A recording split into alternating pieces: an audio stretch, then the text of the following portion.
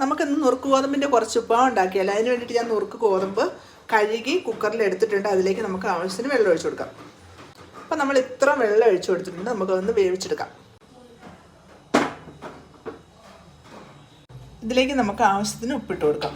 ഒന്ന് ഇളക്കിയും കൂടെ കൊടുക്കാം.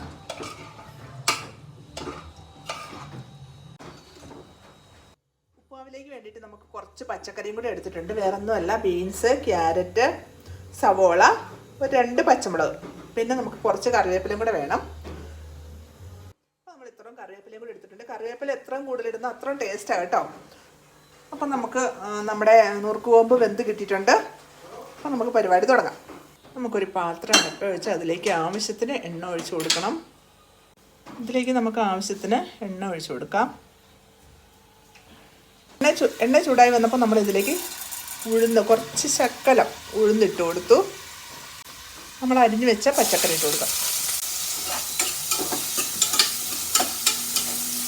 ഇത് നന്നായിട്ട് മൂത്തിട്ടുണ്ട്. അതിലേക്ക് നമുക്ക് കറിവേപ്പില ഇട്ട് കൊടുക്കാം.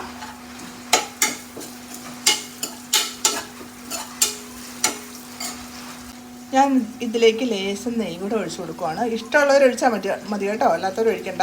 പക്ഷെ നല്ല ടേസ്റ്റാണ്. നെയ്യും കൂടെ ഒഴിച്ചു കൊടുത്താൽ നല്ല ടേസ്റ്റാണ്. ഇത് വേവിച്ച് വെച്ചിട്ട് നമ്മൾ തുറന്ന് നോക്കിയില്ലായിരുന്നു. നമുക്കൊന്ന് തുറക്കാം.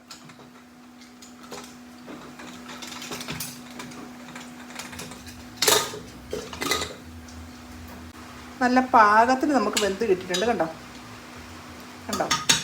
അപ്പോൾ നമ്മുടെ ഉപ്പുമാവ് ഇപ്പം തന്നെ വേണേൽ റെഡിയായെന്ന് നമുക്ക് വേണേൽ പറയാം. ഇത് അങ്ങോട്ടിട്ടാൽ നമ്മുടെ ഉപ്പുമാവ് റെഡി.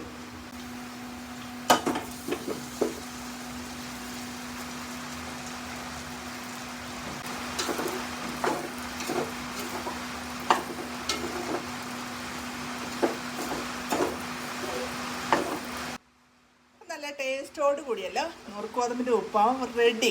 കണ്ടോ. കഴിച്ചു നോക്കുന്ന എല്ലാവരും. അപ്പോൾ ഇഷ്ടപ്പെട്ടവരൊന്ന് ട്രൈ ചെയ്ത് നോക്കണം കേട്ടോ. ബൈ.